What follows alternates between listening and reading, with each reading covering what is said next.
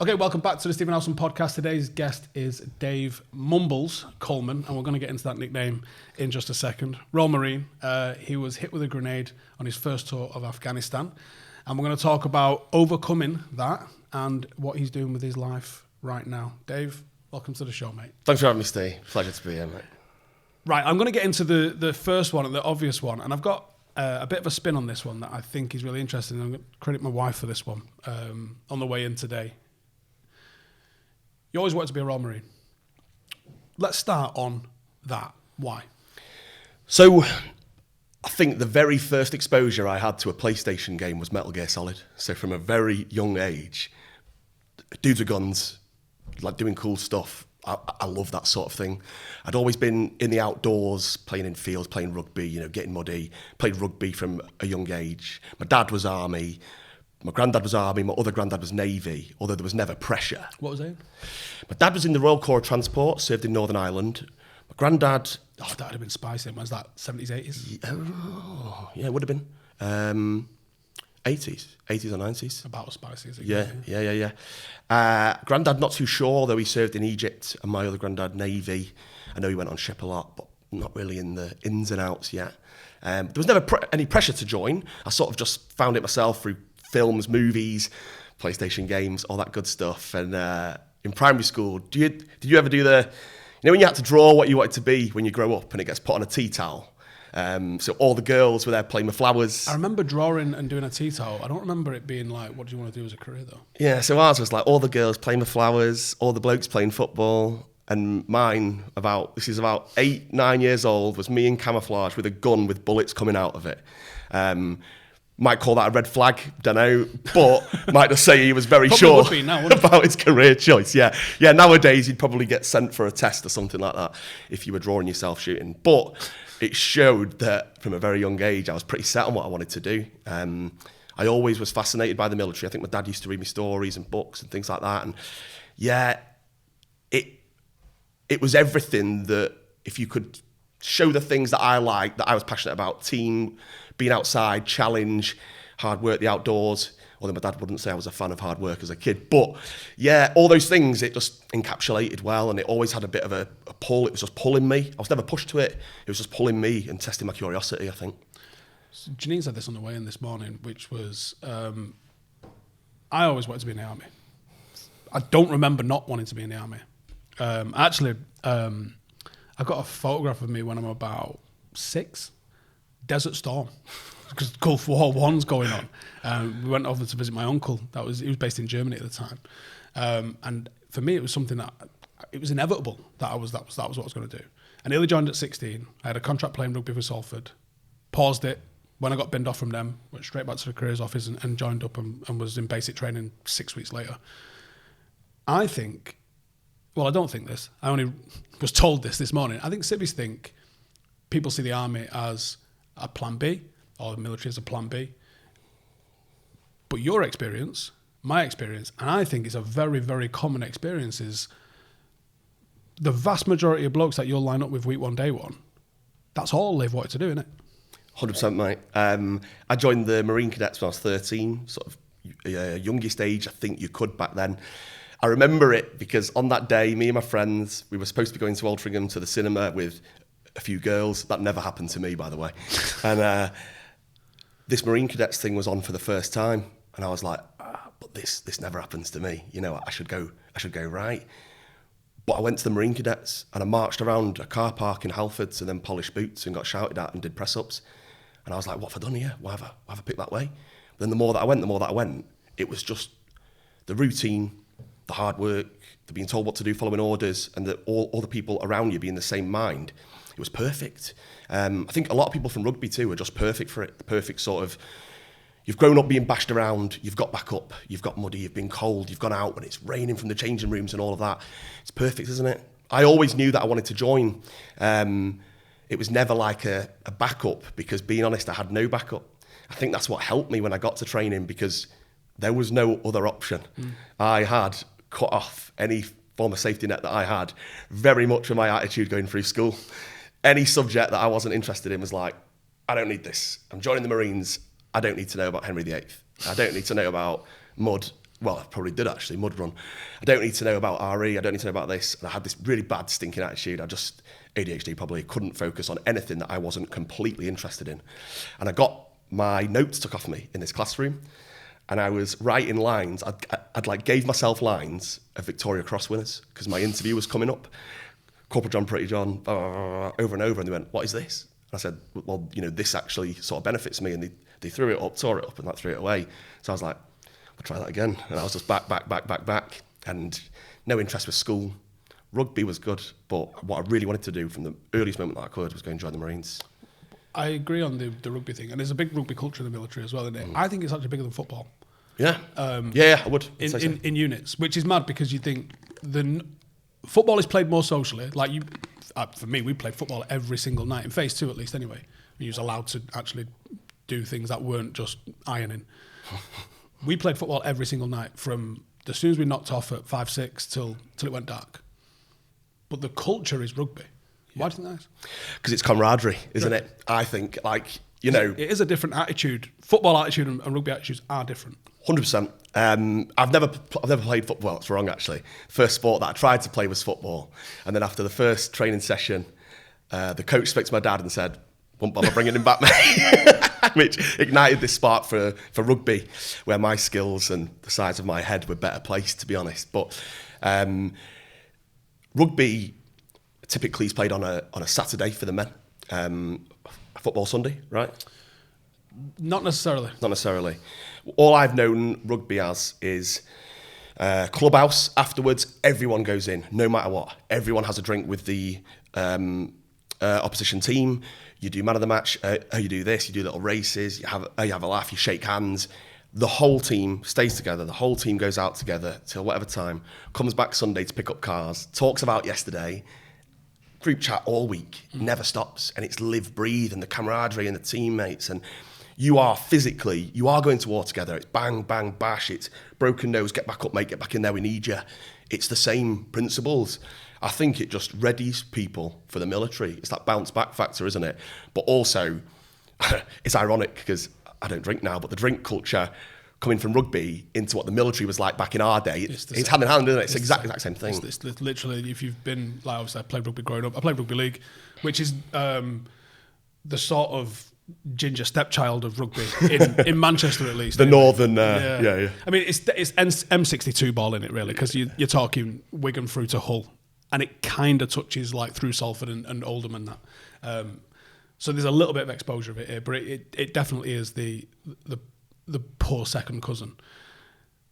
The culture in rugby league is probably a bit more football aligned. Mm-hmm.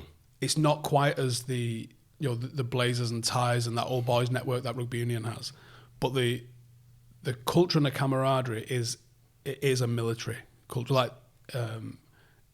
joining the military after playing rugby, it didn't feel any different for me whatsoever. I thought it was exactly the same. Do you find the same? I agree. And I know we'll come on to this later, but one of the things when I left the military, one of the things that really helped me was I had a very similar substitute. I came home and went back to the rugby club that I'd played for since I was 7 years old, with my mates that I'd grown up with, mates that I'd gone to war with every weekend, bash, all that stuff. I came out to that group of 20 people. I had that again. Now, some people that have never played rugby or never played sport don't have that. They leave to emptiness, Luckily, I still had that, which was a very good substitute. And I played rugby the whole way through the Marines. Absolutely loved it. Went to some awesome countries, and yeah, they go hand in hand 100%. It was definitely a good part. Do you think there's something in the rugby training which is a little bit more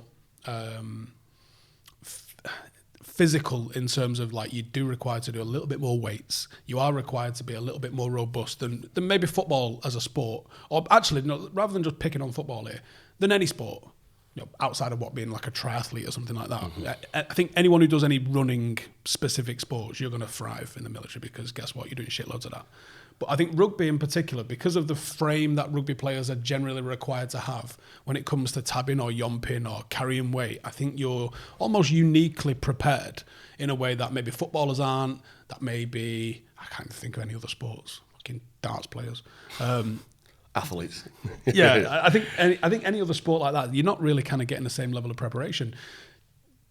Do you think there's something in the way rugby players are sort of trained, which uniquely aligns them to service. Yeah,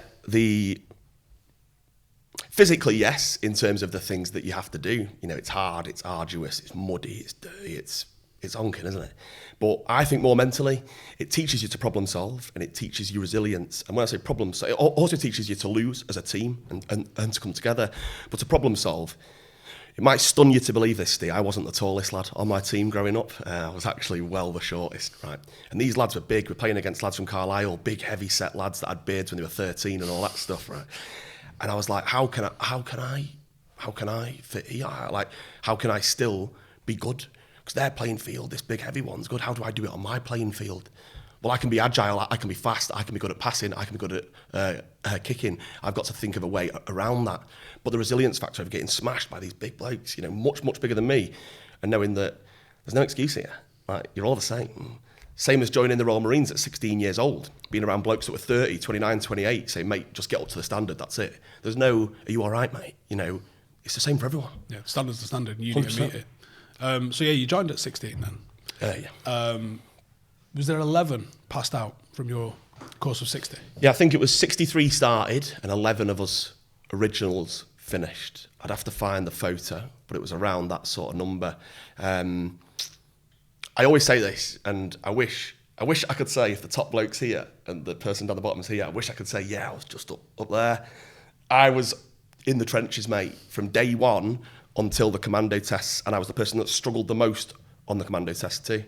So I say that not to put myself down, because it's true, but I say that to give other people a bit of hope that if they're going through training now, listening to this, thinking, I'm struggling here, you can get through. From the very first day, I think if you'd have asked any of them 62 other people, will he pass first time, 100% would have said no. And I think most of the way through training, I don't think anyone would have really said, like, yes. Why? I struggled. You know, the fizz, my press-ups, sit-ups, pull-ups, my running was good. My speed wasn't good. I had the body of a child. I wasn't a man. You know, these Bergens went on, and the second that it went on, I was like, that's a joke. That can't be. That can't be that heavy. And they're like, and how fast do we have to go with this? Yeah. And for like, how far? Yeah. Sorry. And that was the start of training. And I'm thinking it's going to get further, it's going to get heavier, it's going to get faster. I'm like, what? I couldn't keep up. I was struggling to keep up in every single way. Learning, I'm a really slow learner. Once I've learned something, I've learnt it.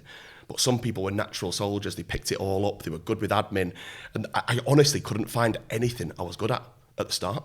Everything seemed to be me. You know, I was just... Did you get in grip by the corporals? Yeah, 100%. And, you know, I had a lot of self-doubt. I put a lot more pressure onto myself. And I was making it worse for me. Was there a few 16-year-olds, or was you like... Yeah. All right, you was. I think there was 3 or 4.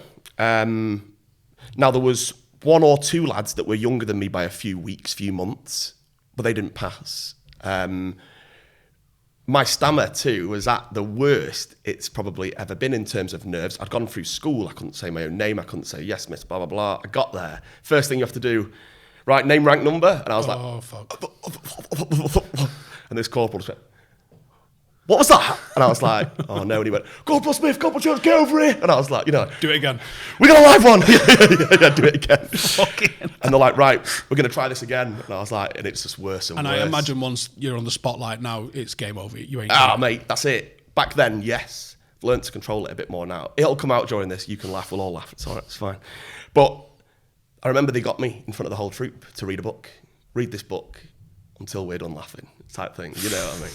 And I'm like, everyone was laughing, you know, and then quickly no one was laughing, and then it started off being laughed at and everyone was laughing, and then it started off the lads afterwards being like, mate, don't worry about it, it's all right.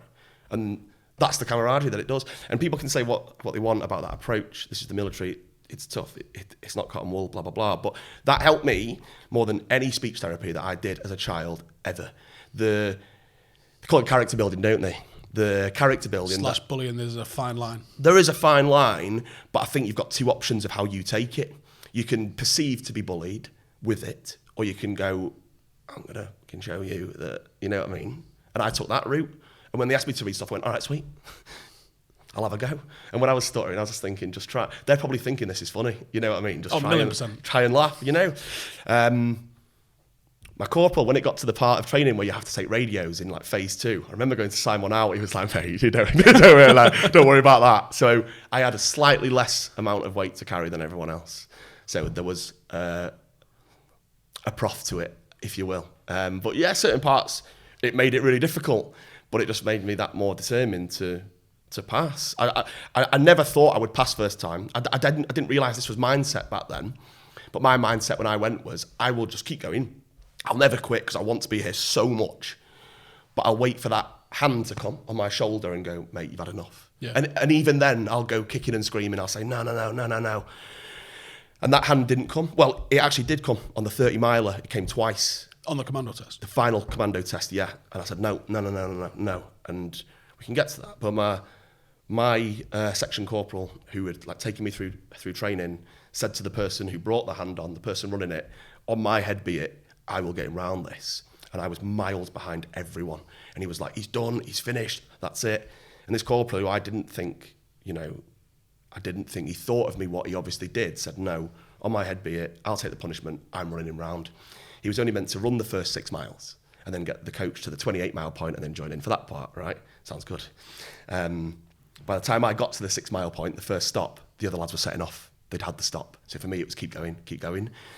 And he ran the whole thing with me. He said, if you don't quit, I won't quit on you. And we'll run the whole thing together.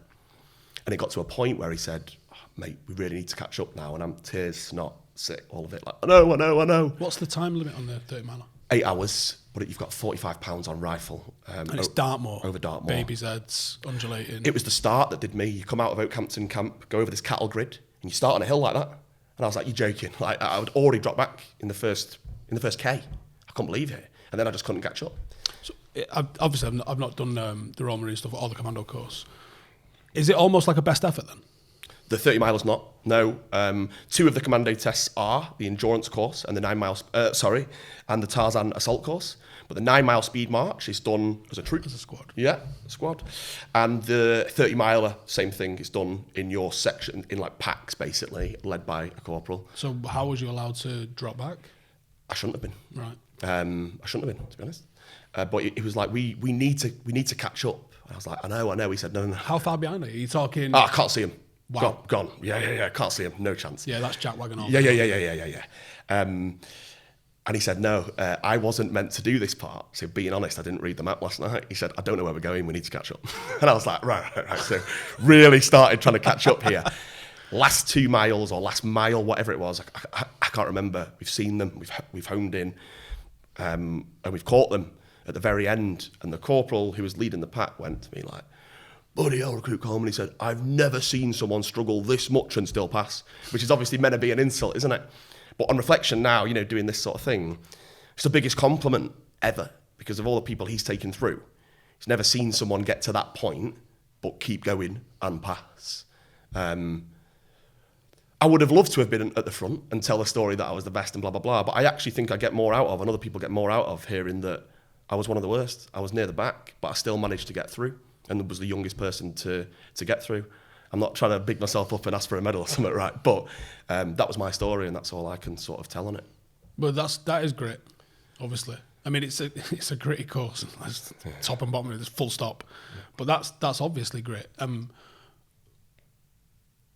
What's the sort of percentage of voluntary quitters or withdrawals that happen on that 30 miler? Or, getting a hand on the shoulder? I think one lad in our troop didn't pass because he got injured. So the whole troop passed the 30 mile? Yeah, people aren't dropping out then. Like, that's it. It's the final test, isn't it? Yeah, for us, it's slightly changed now, the finish point. But for us, you finished running over Humpback Bridge. Everyone from Lympton there, like, sort of clapping you. And then for the first time ever, you get awarded your, like, green beret, welcome to the club, and you get to place it on your head. And that was worth, you would have died for it. You would have run to your death to finish that and to get over that bridge. I was in the worst rag I've ever been. I've ran much further than that since. I've never, ever experienced pain, mental pain, torture like that, ever. But there was just no way on earth, even if I was just shuffling, I was just never, ever going to quit for that.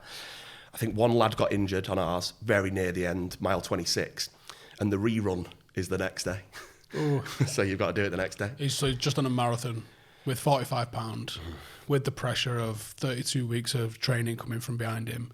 Good luck, pop them blisters, get your boots back on, don't fuck it up today. In my mind, I wasn't even thinking about that rerun. All I was thinking was, I have to pass this now. It wasn't even in my mind. You know when people say, here it comes, yeah. How many attempts do you get? I was like, that's the wrong question. You get one attempt. Don't even think about you get other. It's the wrong mind to have. But looking back now, I don't know if I'd have got through that the next day. Like, I had gone all in, that was it. I'd left everything out on Dartmoor that day. If I wasn't getting through that, I think I was done. Where's that come from then? Where did you build that into? Because it's not something 16-year-olds come out of the box with. See, until recently, like saying that, I have no idea. But I think maybe childhood. I'm not going to sit here and go world's smallest violin. My childhood was this. I lived in an all right area and I had a roof. My mum and dad were never together. I've never known that. Maybe they were when I was 1 or 2, but I've got no photos, no memory of that. They've always been apart. It's always been walk from your mum's to your dad's house, take your bag, take your rucksack, take this and that, blah, blah, blah, blah, blah. I've always played rugby from a young age. I got picked on from a young age. I had a stutter and a massive head, mate. I had absolutely zero going for me. Like any name you could think. I wasn't pulling skin off milk when I was young, mate. There was no chance. So, yeah. Everyone played on our street. There was a big group of kids that played, and I'd be the one that would get pushed out of it and have to go home by myself. But I'd go back and try and play the next day. And that's not like I was dead resilient when I was 9. I just wanted to play. Do you know what I mean? Playing rugby, being the smallest person, getting whacked, having to get back up, realising I'm not going to be able to get through these people here. I've got to find another way. Having a stutter, so every single day having a disadvantage to everyone else in something that you do hundreds, thousands of times per day. I was saying outside before this, like a good analogy to use for this is like if you're scared of spiders, which I absolutely am, how many times a month do you see a spider? Once, twice. I was scared of talking. How many times a day do you talk? And every time you're scared, you're like tight chest, you're anxious, you're sweating, you feel, oh God, I've got to say my name for the register. And for me, D's and Y's, so David, my name, and Y, yes miss, yes sir, were the worst letters for me. So when the register came round, I was sat like this going, oh God, oh. Everyone looking at you, hand up, that'll do, type thing. 5 times a day, 5 times a week, 25 times, it was really hard. You sort of close in, you close off, you don't want to put yourself out there because you get burnt and it hurts. So I think without realising it at the time, I was forging resilience because I was keeping on coming back and keeping on trying again, keeping on having another go, another crack. When I realised at 13 I wanted to join the Royal Marines, I had another couple of mates that wanted to do the same, who we were in the cadets together. And we used to wake up when it was dark, 6 a.m, whatever, during winter, and we'd go and run from our house. We'd go and pick one another up, we'd run around the golf course, run home in the frost, in the snow. And we just thought that was just kids playing back then. Like 13-year-olds doing that now. Running down the canal when it's dark, doing runs, going to the field to crawl around and do all this and practice it and stuff. And I think just childhood. I think just things that happened in my childhood. Choices that I made. Disadvantages that I had but didn't let it become a disadvantage. Probably just forged the resilience and shaped me into being who I was. Did I realise that's what it had done? No. Did I realise I was resilient? No. I thought the opposite, to be honest. I thought I was struggling, so I must be rubbish. But then when you look at 16-year-olds now, do I think, that was me then? So yeah, it must have been. It must have done something. So you get over the bridge, you get your beret. What's checking into the first unit like? Which commando did you go to? Was it 40? 4-5. 4-5 first? Yeah, 4-5. Spent my whole time there, mate. Right, okay. 4-5 Mafia, I loved it, mate. Where's that based? Arbroath, Costerdale, sunny Arbroath, between Dundee and Aberdeen. So if you're from Arbroath, I'm sorry, but it's an absolute shitter. Horrendous. What are you doing there, looking after the subs? No, that's at Gerlock Head at 4-3-Commando. Right. Now that one's potentially worse. I've heard a rumour that it's based there because it's the most cloud-covered part of the UK. Yeah, so you're going to get... So you're going to get rain, yeah. So, I wanted to go to 4-5 Commando because my corporal that had taken me through training, John. And actually, do you know what? Let me just roll back a little bit. on. This is what I was about to ask and I forgot. Did your corporal's attitude towards you change? After, from rinsing you day one, can't speak, get a load of this, did they change? Yeah. So that was another corporal. He was like a drill leader. So at the very start, you get this person, and then later on, you get your own corporals. I think when they realised that I wasn't great, but I wasn't going to give up, they probably respected that. There was a time, looking back now, when I was under Sauron's eye for the first 9 weeks of training. I could feel it burning on me. Get him out. We want him out. He's rubbish. I could feel it burning on me. I was in the headlights. And they're not polite and kind. No. And an arm around the shoulder at this point, are they? They are cutting loose. Every single exercise that you go on, you have to lay out your kit, right? And you get inspected every morning. If you get 3 strikes, you go to the flank where you get beasted. Some people get flanked once, twice, whatever. I got flanked every day, every exercise. Never didn't. I don't remember a single day. It even got to the point when he'd like walk around to me and go, "Do you want us to pack your kit and go?" I'd be like, "Yes, mate." We're whipping that together, and I'm like, "Sweet." What was you fucking up on? Admin. What was he finding? Yeah, mate, admin. And it wasn't through lack of trying. I wasn't having a lie-in or anything like that. I was up 3 hours before it had to be done. Get it done. Nah, mate, I was just bits of dirt. I mean, mate, if they want to find something, they do, yeah. They'll find something. Do you know what I mean? But I think when they realised I wasn't going to give up, no matter how much, there was a point where, so you do like this thing called fogging tour with the mountain leaders. They're the horrible, scary blokes, blah, blah, blah. And they were like, who's the youngest person here? And yeah. So they asked me to do something which, would single you out, and being asked to do it would maybe make you upset. And it made me laugh. And they were like, "Come over here to the van." And they made me a cup of coffee and went, "Good effort there." And I was like, "Oh, wow." They're like, "Wow, really? Is this a test?" And I was like, "Wow." And there was another day when my corporal called me into the office for like an interview. I'm still mates with him this day, like this bloke. And he said, like, "What's going on?" Because I'd been messing up. And it just poured out of me, the emotion, the everything, the want, the desire to be there. And I was like, it just came out of me.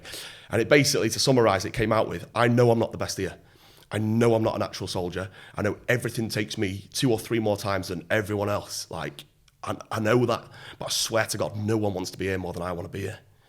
And he was like, "Right, get out." But I can imagine him saying to the lads after, "Oh, mate, that was good." I like him. Looking back. You can't say that to your face. No, I was crying, mate. I was everything, I was... Get the fuck out. Yeah. Stop crying. Right, mate, get out, yeah. Right, big time, get out.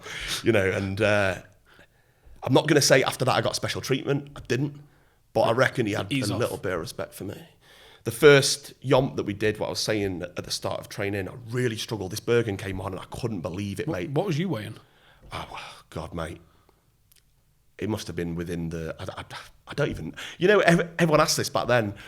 How much did you weigh? What was your food like? Mate, I cycled to McDonald's. I had McDonald's most days, and I just ran. No Strava. I did press-ups, did sit-ups, did pull-ups. That's it. I don't know. My food was rubbish. No idea. But I was skinny.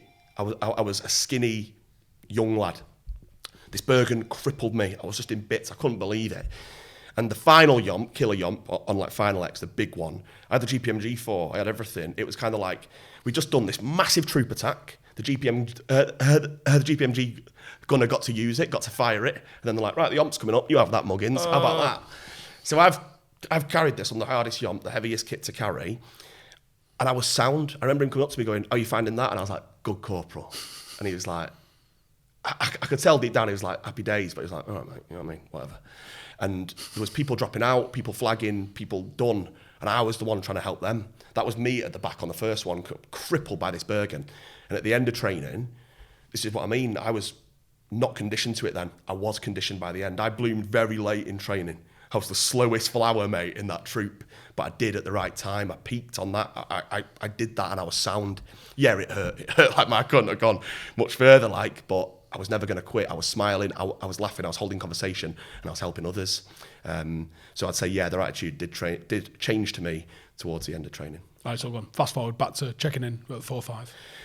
Checked in at 4-5, and I know everyone says this, but it's true. You've gone from the top. You're in what they call the King Squad, the top dogs on camp. You've passed training. You think you're a legend, and you get to your unit, and they don't give a shit, mate. Yeah. Is it a crow bag in the Marines? We get called sprogs. Sprogs, like the new guy, right? So, first day, I've got to Arbroath train station. Me and this 6'4" Malaysian-looking lad with a very thick, a sort of Cockney accent, like geezer, called Noodles, who's still like one of my best mates now. We met first day, same thing, shared a cab down to the unit, and then we found out we got the same company, the same troop, right? So he was called Callan. Me and Callan had to march up on our first day. So I've marched up to my troop sergeant in front of the whole troop, loads back from Afghan, all pretty big blokes and that. What year is this? 2010, very start, February 2010. Marched up. Wait, 4 or 5? What Herrick was they on? They did Herrick 5, Herrick 9 and Herrick 14. I was with them on 5. Yeah. You're probably some of those people. Was the Matthew Ford rescue, wasn't it? Yeah. I know one of the guys that did that. There was only 2 Marines, weren't there? Was it an engineer, a warrant officer and two lads? Yeah, one of the Marines, yeah. Really good guy. I'll speak to you after.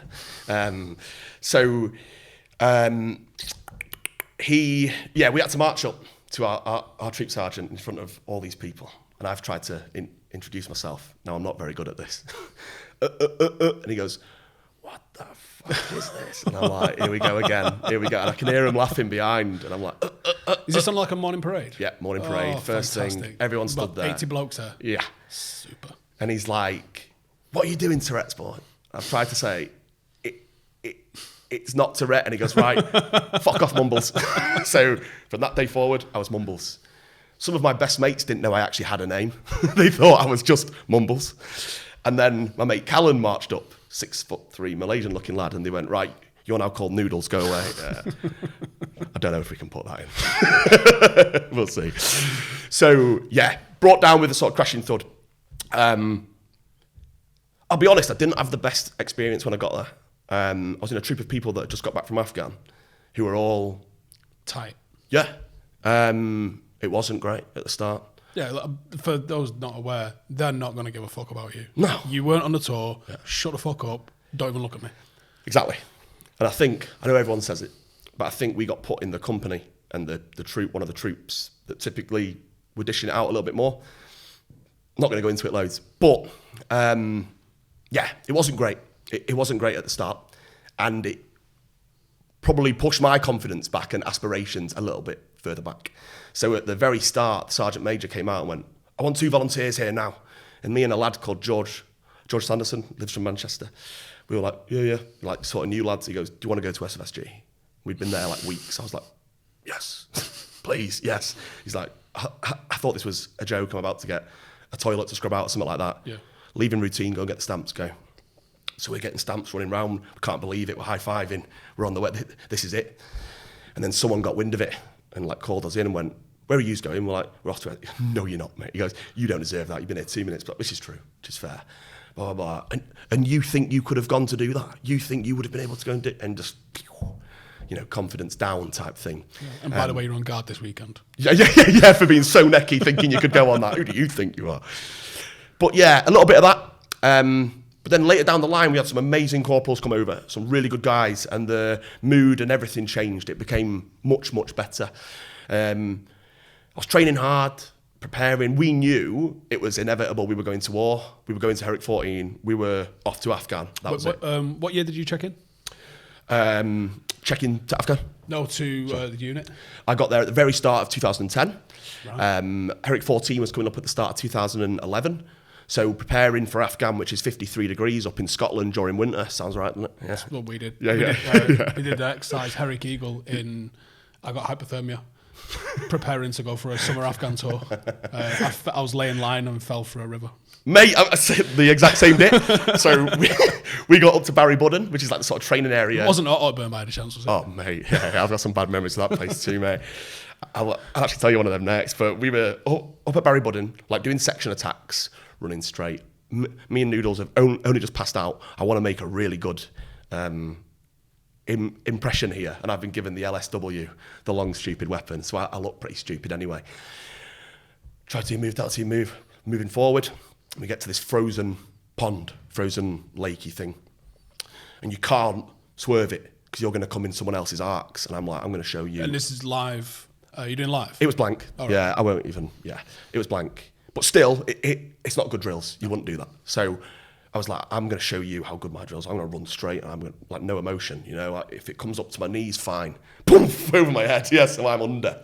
I've come out. This is winter at the top of Scotland. I've come out like a newborn baby. And like, they're like, keep going. So I'm trying to keep going straight. And we finished it, reorg. So you're lying still in the frost for a long period of time, getting colder and colder and colder and colder and colder. And I'm like, I am going down here. We got back to the poncho, and me and Noodles were bivvying up together. And he's like, you get the wets on, I'll get this on. And I was just sat like, he went, I'll get the wets on. Give me your feet, give me like socks and everything. And he just absolutely squared me away. How long was you wet for then?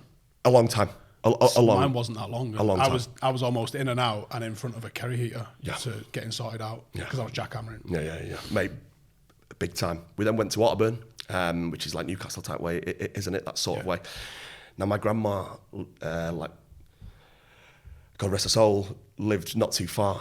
So in the evening, I hadn't been passed out long yet. I don't know where this came from, but like the lads were all on camp. One of them forgot his sleeping bag, so ripped one of the curtains down to use as a blanket. It was minging, mate.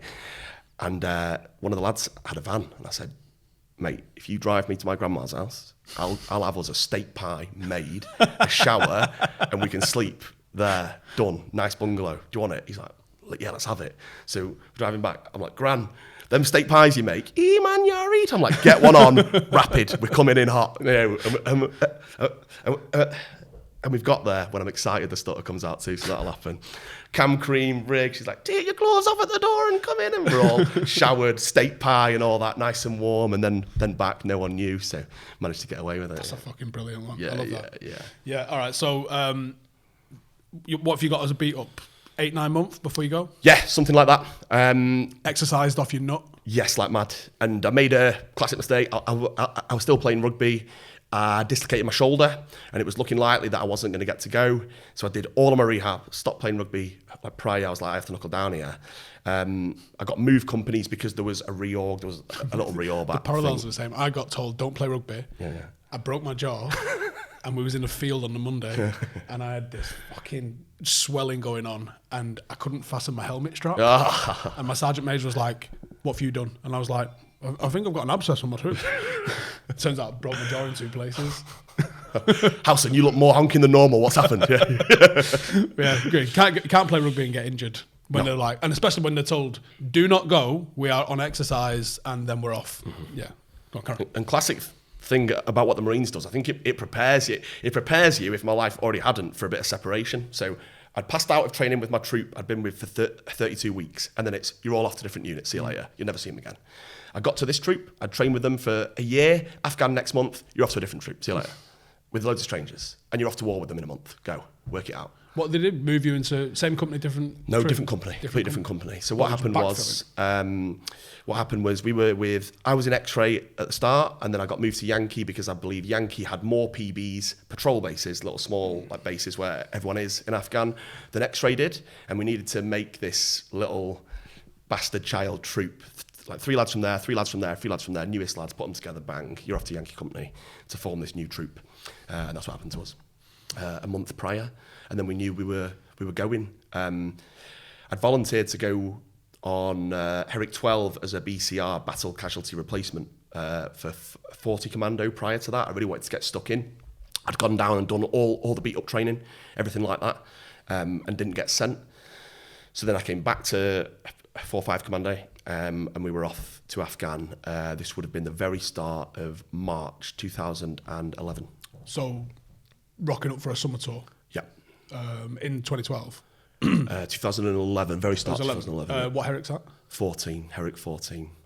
Yeah, go on, carry on. And then, let's go straight into Afghanistan then. Yeah, so we did our sort of beat-up training. We've arrived in Afghan to Camp Bastion, and you've got to do your like acclimatization training. You have to get used to the heat because you've gone from Arbroath in February about 3 degrees to Afghan in summer about 50 53 degrees. So all of the lads do what the lads do, strip down to the pants and put baby oil on and then go, oh shit, I'm burnt. And that was pretty much it for the first few days. We then did training, learning about like fob defences. There was vehicles going over, like the really big mounds. We saw one roll, all that stuff, and that was quite bad. And then just doing fizz and just getting ready to go out. What are you guys doing at the moment? Because you guys use, is it a Viking? Is that your little vehicle that you guys use? Yeah, we were in Vikings and Mastiffs. Mastiffs and BVs, like baby Vikings, the little smaller ones, But we rarely ever in them to get to the bay, and that's it. Being honest, we flew in, so we all jumped in Chinook helicopters, flew out to our little patrol base, landed there. What was your PB? It was called PB Silab, the first one. I ended up in 3 different ones by the end. Where's that? Is that Sangin? It was, so Nadi Alley. It was the green zone of Sangin, I believe. So it was all very green, very lots of compounds. 6 foot corn. Yeah, like cannabis fields, all of that, walking through it. Opium. Yeah, poppy fields that you can't burn. Yeah. We need to sell heroin. Yeah, exactly. Nice. Landed, and we were handing over from the Royal Irish, and they were showing us around the sangers, showing us all the bullet holes from people previously and like things like that, and like contacts and everything like that. And then we were out on a patrol the same day, so you literally landed, like, right, kit on, come on, let's go. So how long you been in theatre? I think just shy of 2 weeks. I was a long-range rifleman and a sharpshooter, so I'd spent day 0 in, like, doing some shoots, some long-range shoots, which in the heat's really cool. You can shoot further. Is that that's the M4 variant? I had the L96, and then the new sharpshooter, which was new back then, the L199. Yeah, I never messed with that. Yeah, it's cool, mate. Yeah, it's really cool. On the I did this like sharpshooter course prior to go in, and one of the snipers went, I bet you can't hit that target with the L96 from the kneeling. I was like, bet I can. Stood up, bang, black eye. So they must have seen the new guy coming and thought, all right, you can have some of this. But it was cool. Flew out to the PB, patrol the same day, which is just like, wow, this doesn't feel... But you don't feel scared, you feel ready. You've trained enough for this. You know what you're doing. You're just doing it away. For civvies watching, there's no adrenaline. This is just Monday. You're just playing away, aren't you? Like, you're just not playing at home, you're playing away. Yeah. And the sun's out. Yeah. That was the first patrol. And then we did our first company operation within a week of being there. Full strength Direct vehicles.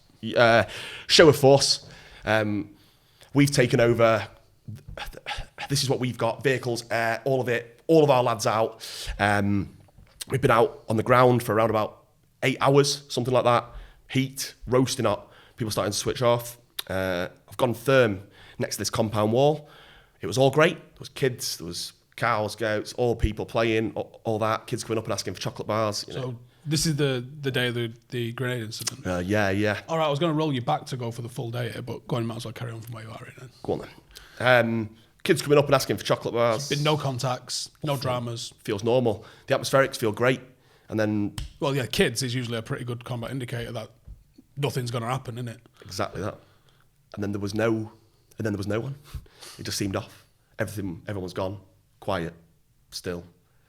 Now it's Flap State Alpha. We're like, this doesn't feel right. This doesn't feel right. So we made the decision, let's just get out of here. Let's just go back. We've been out for 8 hours. Happy with that. As we've gone to turn around, our point man seen someone pop out the compound and pop back in. Where are you in the section? I was near the back, near the rear. Yeah, I was quite far back. So I didn't see that happen. He's seen someone pop out and sort of go back in.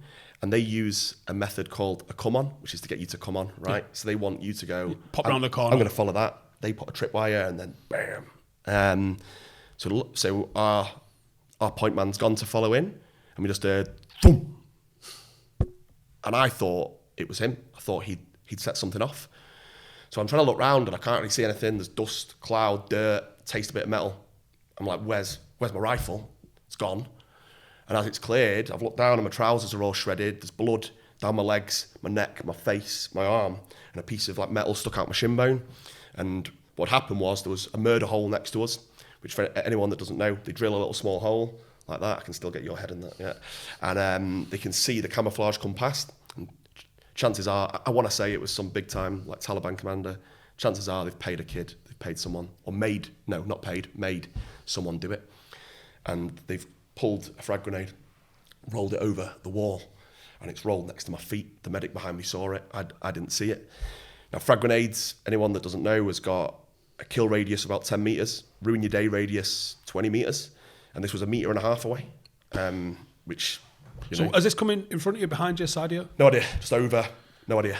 We're on a sort of hard standing, hard gravel track, but next to us... Wall, canal. Mud, sort of mud slope. Now, the medic said if it had stayed on the track, most of us would have been definitely not recording podcasts today, but it rolled into the mud, and the mud took most of the whack, but I was just next to it. And it's not like the movies, it's just a thud, and that's it. It's more just fragments that come out. So I had this like frag in me, trying to stay calm, trying to get my rifle first and foremost. And then my mates ran over, I won't name him because it's tight, but he was like, stay calm, stay calm, stay calm. And I was like, mate, I was trying to stay calm and now you've really made me panic, you know, like, I'll get a bandage on, don't worry, mate, it's okay. And we're like, all right, cool. So heart rate's going up a bit. We need to get out of here now because we're now vulnerable. Our lads are all taking arcs out, everyone doing what they should be doing, and the point man's valing in a safe lane out. So we're trying to get out. I'm hobbling out with my kit. I've got ECM, I've got loads of sharpshooter rounds, I've got all this stuff pretty heavy. I've managed to get my rifle back that's been blown away. And we get to this wadi, it's like a stream.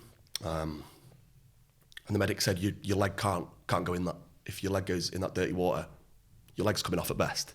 Run and jump over it. What? Don't land on your bad leg. So like, you know, I always say anyone that could spell fudge with their GCSEs, like, just heard land on your bad leg.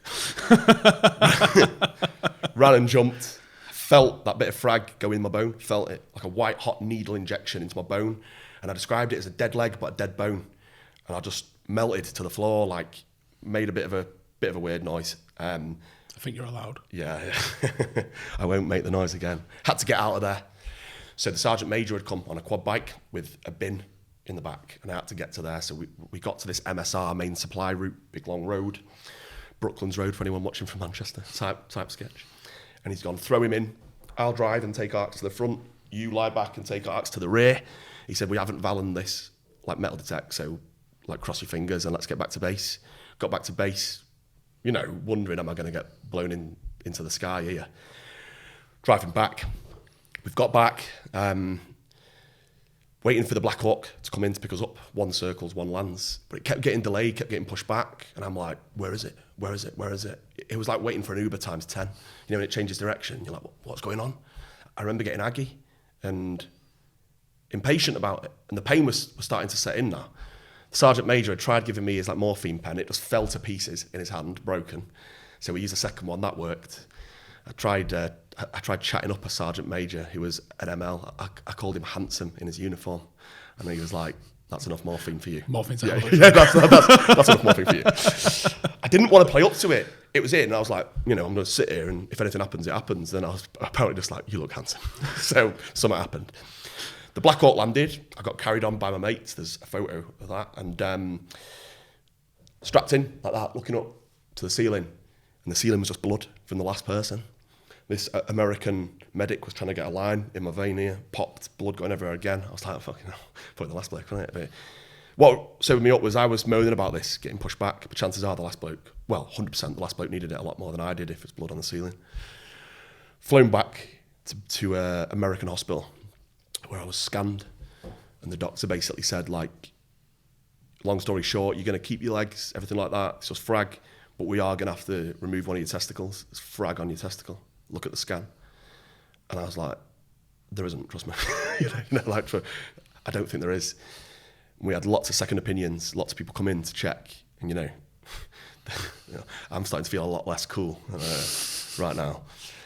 I've had a traumatic day. Felt really cold in there. The aircon, turn it off, you know. And they were like, I can't feel anything either, you know, as in frag. And they were like, were you scanned wearing your undershorts, your blast pants? And I said, yeah. I'd never worn them, ever, because they were so hot. And my mate Sam told me that day, you are taking the piss by not wearing them shorts. And I was like, as a joke, I'll wear them, but I'll wear them for you, you know? And they scanned me without the pants, no frag. The frag was in the blast pants, and it saved my testicle. And that doctor was there with his scalpel ready to go. So luckily, that didn't happen. I had 5 operations total, removing frag. Offered a flight home. Did they get all the frag? There's still some in it now. I had So you an can't have MRI an last MRI. year. Oh, right. Yeah, and there's still some in. Yeah, little small bits, deep, not coming out. They can move though, can't they, on MRI? Yeah. I and when they told me that, I was sat there going, I can feel it. You know, like, I can feel it. Turn it off. I was in the hospital. I was in the bed, and I was placed in this single bed facing that way. And you'd see Taliban come in and all that bits and bobs, spitting at nurses and stuff. And this little girl got brought in, really young, and her compound had been FOSSed. A FOSS is burning grenade, burns through your skin, whole family been killed. Yeah, it's a chemical that you can't put out, can you? It's horrendous. And half her face was gone, melted. Her eyeball was dangling out. Everything was gone all over her face, and she was just screaming for days and days and days, to the point where I see why they use this as torture, playing kids crying and stuff. Like, you've got to get me out of this room. I cannot. I'm done. I'm like knuckles, white knuckles, you know, like, I regret it now. I wish I could have gone over and been sympathetic and, you know, offered a bit. I couldn't, mate. I was just in a bad mental spot anyway. I was tuned in and I was just pumped with aggression, but also this noise. I needed out of that room. And I didn't know this until I've done a bit of talk with my therapist about this recently. I've had a son. He's just turned 1. And him crying, the noise, it absolutely does something to me.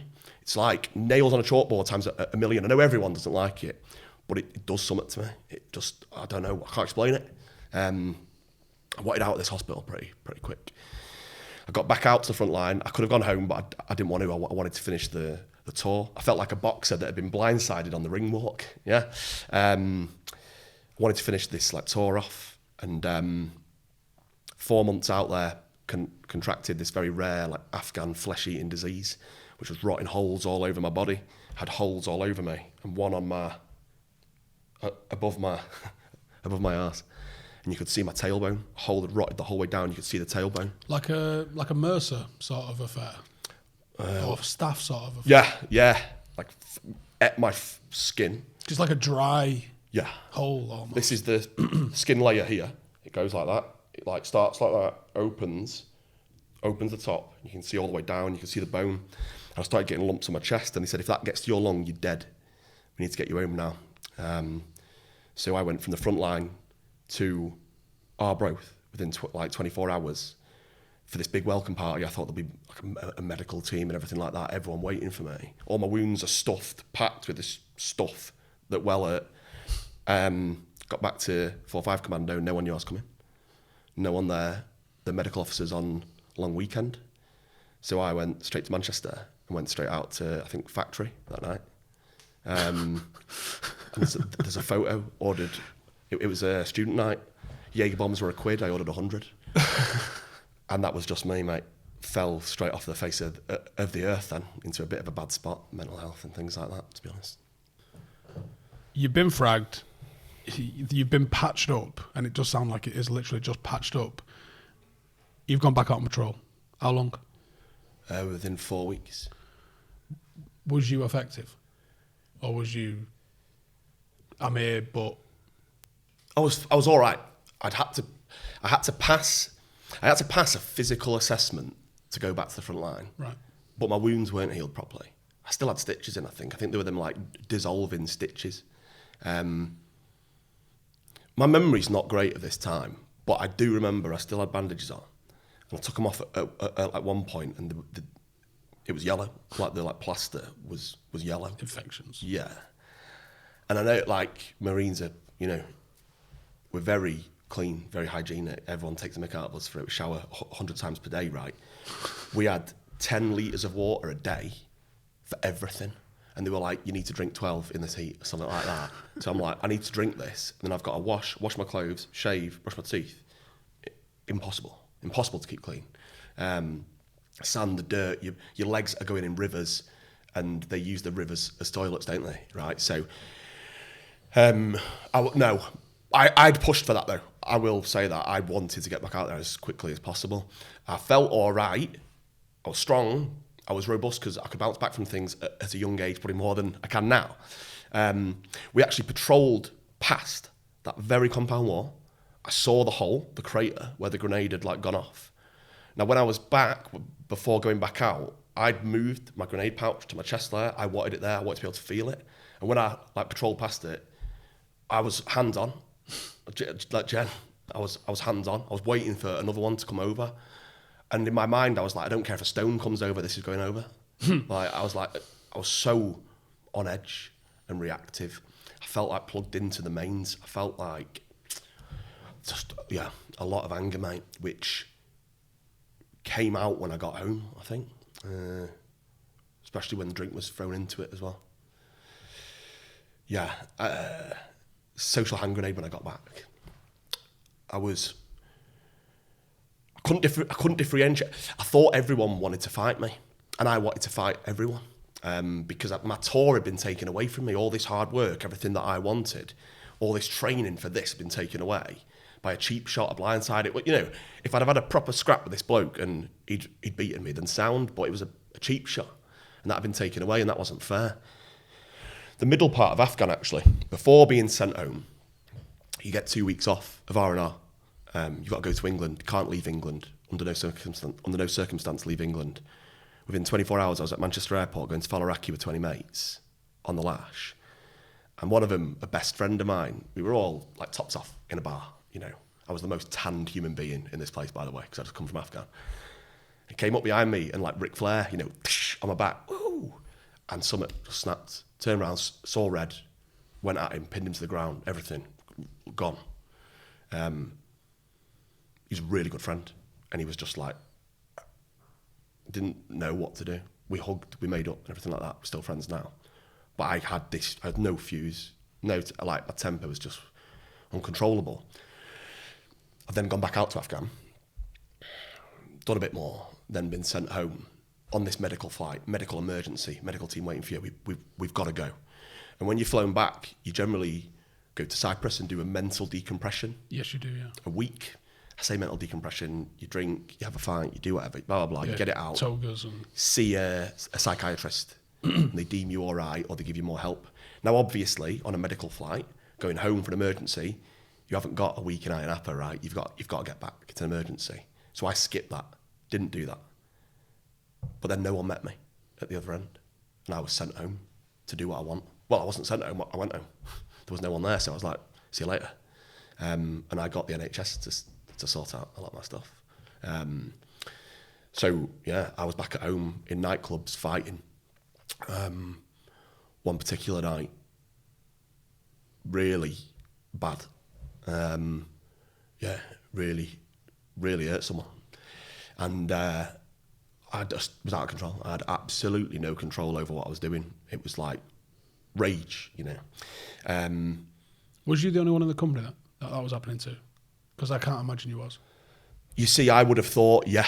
But I didn't know this back then. I thought this was just who I was. I got nicked my first night back from Afghanistan. Did you? I got GBH and ABH. Yeah. Any one of these nights, if I'd have got seen, I would have been nicked, 100%. I filled someone in opposite McDonald's on Portland Street, and there was a police van there. That's called a queue, mate. You have to go through that to get to the front of the... 5 and 20s weren't being observed. Yeah. It's true though, isn't it? And leaves you in a bad place. That was spiralling for me. I was drinking every day, just going out and partying, and just ended up in fights and whatever. And it came to a head, which was me trying to kill myself, trying to overdose. And a friend got hold of me at the time. I ended up going back to his, which culminated in me going back to work. I had a breakdown at work in a room. You did? On my own, yeah. Full on breakdown. I was 19 now. Crying my eyes out, couldn't understand why. So this overdose, sorry, just go back to that. This overdose is right in the decompression of Afghanistan. Mm-hmm. First tour. Mm-hmm. We're talking weeks out of Afghanistan. No, I'd say months. I came back early. I probably came back. I did 4 and a bit months in total. It's a 6-month tour and no one knew where I was. So I was just out every night. Oh, you've got no chain of command? No, nothing. No one to report to. And no one got hold of me. And no reporting date, so you just fucking AWOL essentially. I'm off work, yeah. So and it ended just in a bad spot. the 2 IC of my company, second in command, found me having this breakdown, sort of grabbed me. So what? So the overdose is at work? No, in Manchester. So before you've gone back to work? Yeah. I've gone to a place over the Mancunian Way, and no preparation, no thought, and just over the barrier with that below you, and just if hopefully that's enough that'll make me fall off, and that was it. Oh, so this isn't the overdose. This is the bridge. That's it. I took enough. Oh, you've done an overdose and a bridge. I was stood over it. Fucking hell, double with it up, all Dave. this stuff, and just thinking like, too chicken to jump. Probably not high enough that it would instantly, but if it knocks me out and I fall over, then sweet. Hopefully a car, something like that. Don't know. And there's a bit of planning on in it. This was spur of the moment. Really? Yeah, that was zero to that. What have you took painkillers? Some stuff, and I was with a load of friends. I was out on a night out, partying, painting the town red. Then they all went home. So this is late evening after a night out. Yeah, Jesus. And then I was by myself, and it was just on me like a rash. It was just bang. That's it. Walked back through town by myself, just walking around town. No idea why. Then it just came on me, impulse. No idea why. I can't explain that. Friend got hold of me, went to his, ended up at work, saw my boss. I need to connect them dots here. So like, what stopped you on the bridge? My friend got hold of me. He literally got you? Rang me. Right. Yeah. Where are you? What's happening? Freak, miracle phone call. Don't know. Had a chat at his. We have spoke about that since, to be fair. He's still a good friend. Probably not in mega detail. But yeah, if he hadn't rang me, I don't know what would have happened. Just so many people like that's happened to. Yeah. There's a lot of things throughout this which are just 1 in a million that had to be something like that. Like, I struggle with, I don't want to go too deep, I struggle with God, I struggle with the conception, but I believe in something.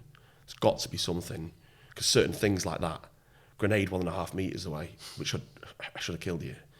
A 1 in a million disease that, this and that, and then a phone call at that time at 3 a.m. in the morning. And yeah, because who rings? No.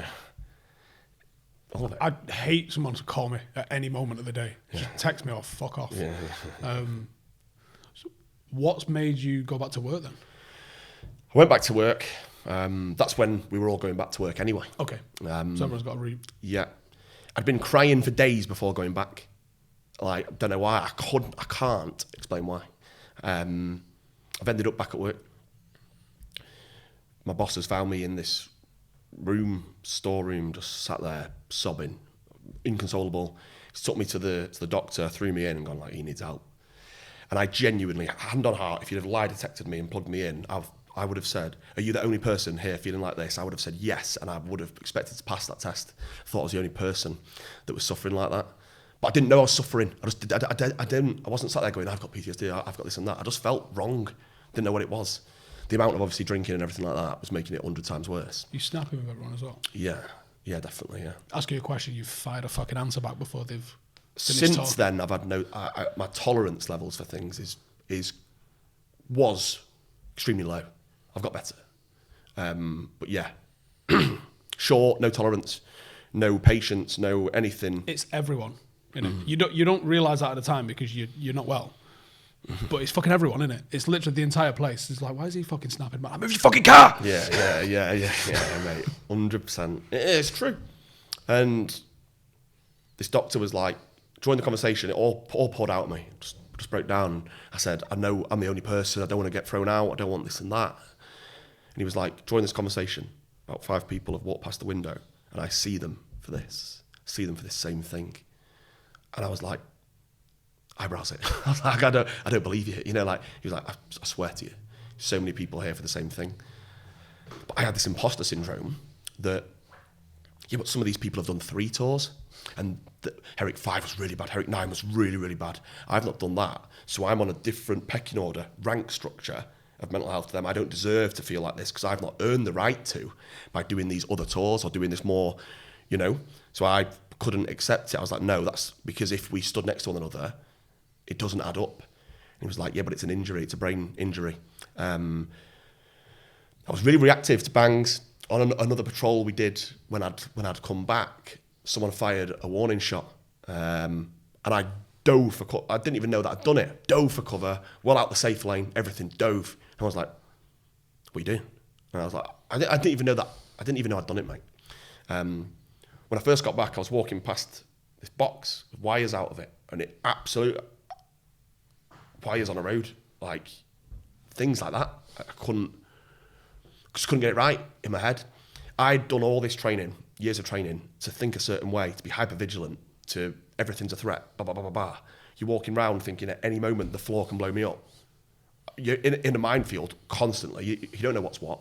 Thinking that there. That bit of stone is darker than that bit of stone, so that must mean that it's wet, that it's been dug up. Why has it been dug up? Why has someone dug here?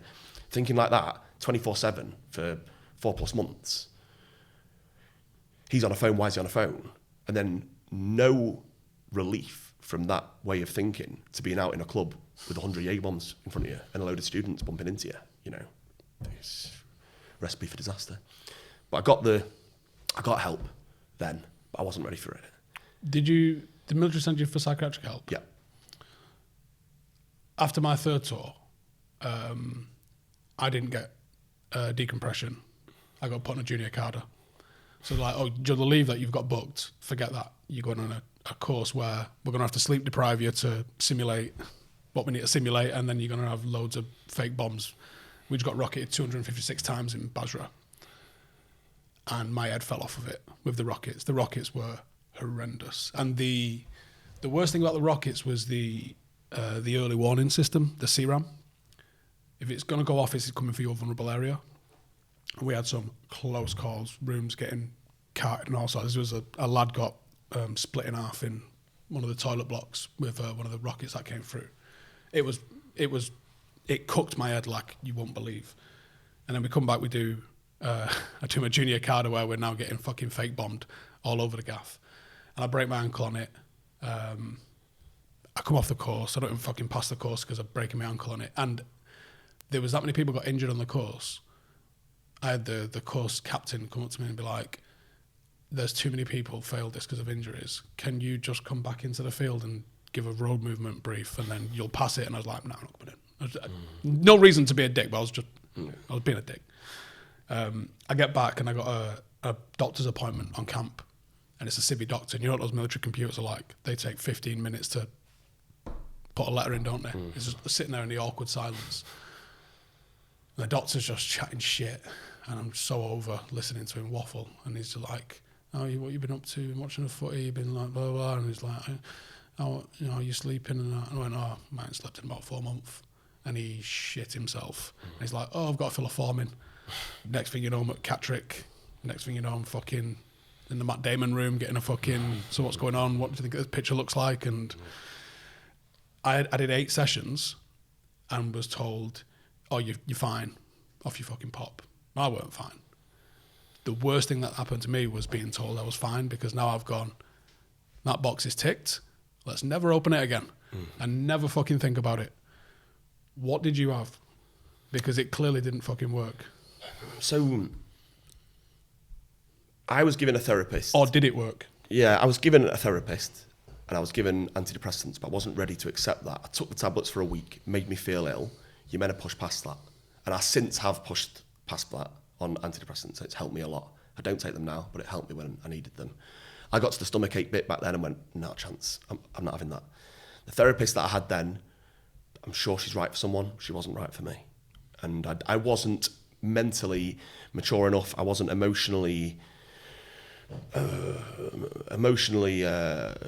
open enough, I suppose, to respond to this. I didn't want to be it. I wanted to be back out doing stuff. So I didn't respond well to it. I didn't want it. Probably lying to her to get through it, so she'll not downgrade you and let you go do it. Yeah. And I got back to work and I got put in a job that I didn't want to do because I was mentally downgraded. I was told I wasn't allowed to handle weapons because I was a threat to myself. And then I got told to go and look after the weapons. Genuinely, I was the only person with the key to all the weapons. Just didn't make sense. But started playing quite a lot of rugby for the Marines then. And this really helped me. It was my escape from this job that I hated. Oh, just, before we go into that, The one thing that I'll never understand because they always preach about speak up. When I was in trouble, speak up, speak up. When they sent me for psychiatric help, I had to tell my sergeant major it was physio. Mine was different, to be fair. Maybe the two I see put you into it. Maybe. He was a really good bloke. That person who helped me there was a really good bloke. It was responded to quite well for me until a certain person didn't with that job and everything like that. Lack of education on his part. But everyone that I eventually got the courage to speak out to, my mates, the lads, it started off with lads I wasn't even that good friends with when I was out drinking. I went, man, I've got something to say. I felt like, it was coming out. And every single response was just what I needed. It was perfect. It was a lot of, I felt that too. Couldn't believe it. I was like, yeah, but you look fine. And he went, mate, you look fine. It was just so much of that. So much of being met with the right response by the right people that I needed it from. And over time, with my escape from there and things like that, I did start to get happier and I did start to calm down and I did start to relax a bit. I was an angry person for quite a while, but I started to understand what it was that I had. I was diagnosed with severe anxiety, depression and PTSD when I was 19. I think I've always had a bit of anxiety naturally from having a stammer. I think that's like left an anxious stamp on me in my mind all the time because I've been so scared to open my mouth. I'm not now, clearly I've had a coffee, but back then, yes. The last thing I did in the Marines before leaving was go and work on the migrant crisis. And they were asking for a TRIM practitioner. Now, TRIM was the first line of defence we had as like mental health first aider. It's like trauma risk incident management. No one wanted to do it. And I was like, I really want to go on that course because I know the person who point of intervention saved my life. I could do that for someone else. And selfishly, I can learn about this for my own education too, because what helped me with mental health was learning about it. I got branded with a word that I didn't know what it meant, and I was like, I'm not having that. But the second I understood what it meant, and I was like, what? Not everyone has constant worry 24/7. And they're like, no. And I was like, oh my God. Not everyone has this crippling tight chest and like can't breathe. No, that's just you, and it helped. So I thought I could educate others. And it was a really good course to sort of get on. We went and worked on the migrant crisis for 2 months. We rescued hundreds of them in storms at sea, really genuinely desperate people, kids, babies, everything like that, women. And thankfully, I never had to use that TRIM training. And that was when, at the end of that, I went and played rugby for the Marines in Australia. And I'd already been there once before, and I was like, that is me done. I'm leaving the Marines. I'm finding a way to move to Australia. Oh, so you went and did, was it a year you did out there? I did 2, but I had no trade, no skill. But the Marines, everyone says now, do I need to get a trade before I join up? I didn't. And when I came to leave, they gave me thousands of pounds to go and get a trade. So I looked at what Australia was short of. What skill did they need? Spider killers. Mate, it's not me. I am not your man. I am not. No. Telecoms engineer was the route that I went down because one of my mates from the Marines rugby team, his dad had a company doing it. If I did this course, I could work for them, earn my stripes, do 2 years, and then move over to Sydney, to Bondi, which I did, and worked there doing it for a couple of years, just absolutely living the dream. The initial leaving the Marines though, a big pattern of this was keeping myself busy. So when I was busy... Or distracted. Yeah, or distracted, yeah. I was all right. When I was in that hospital back in Afghan, but I had a target, I want to get back to Afghan as soon as possible, go. I was all right. But when I was off by myself, nothing to do, quiet, it came for me, it got bad. When I left the Marines, you have like 2 months of being paid by them to go and find a job. I had a job the next day. I left and worked the next day. Done. Really busy, learning curve like that. Me, crap at learning. So I was in, early starts, late finishes. I was busy. So I was all right. I did that for enough time that I moved over to Australia, did 2 years there with it before coming home. Australia was great because it's what I wanted. I wanted to be happy. I wanted to be around the outdoors. I wanted the beach. I wanted rugby. Everything that I wanted. Seems like it's got a nice lifestyle, especially if you're an outdoorsy type. The best lifestyle I could possibly have. I met my now wife out there. Unfortunately, not an Aussie, or I'd still be there now. An English girl, Sophie. I met her there. Unfortunately, lost a friend out there due to mental health. It was just after me coming home, which sent me on another really bad spiral, mate. I think I'd buried these thoughts. I hadn't had them for so long. I hadn't really felt like it. Somebody that you served with? No, actually, but I played for the same rugby team as in Australia. He was a former para. So straight away, there's this, like, anyone that doesn't know, Marines and paras are United City. Rivals, not going to like one another. Yeah, Liverpool, probably. All right, go on then. Go on. You can correct me on that. And, oh yeah, because we're better, yeah. And there was this, we were great friends straight away. And, you know, we had a few private conversations that, you know, about mental health and things we'd had in Afghan and things like that. And when I got back to England, unfortunately, he'd like taken his own life. I knew the spot he'd been in mentally before. When we spoke about this, we said, "Oh, I won't tell anyone. You won't tell anyone, but you ring me, and I'll ring you if I ever struggle." And you know, like lads do, you know. And then I felt guilt that I hadn't reached out because I was busy at home, whatever excuse, reason. So I felt guilt. But then all these emotions that I'd buried in my subconscious, it was like a fishbowl that had a lid on it, and the lid had been taken off. And imagine in water, black ink just running out, coming over. It's dark, coming over my eyes.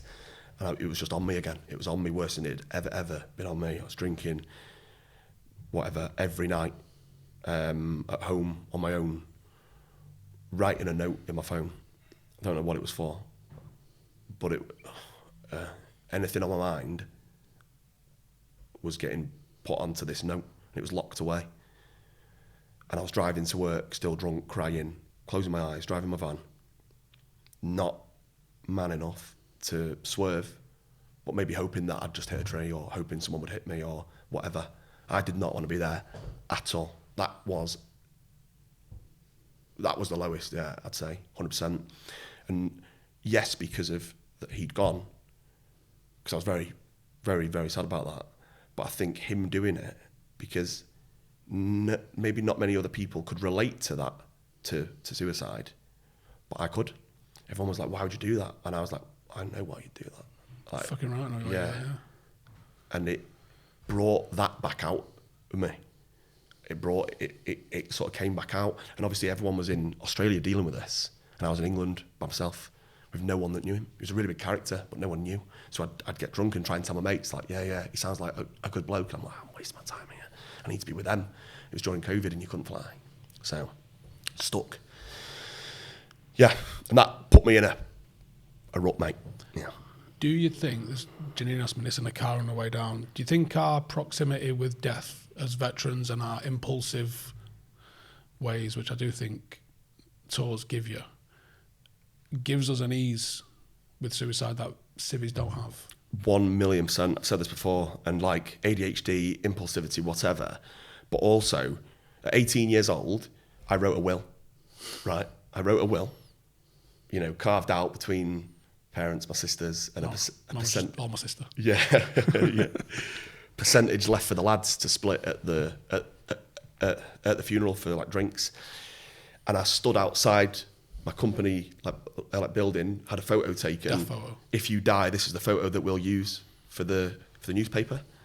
And behind the cameraman, you've got your mates going, you know, and you're trying not to laugh because we use cheerfulness in the face of adversity to deal with those dark times. But that's like planning your death, isn't it? It's planning your death. I planned my death when I was 18.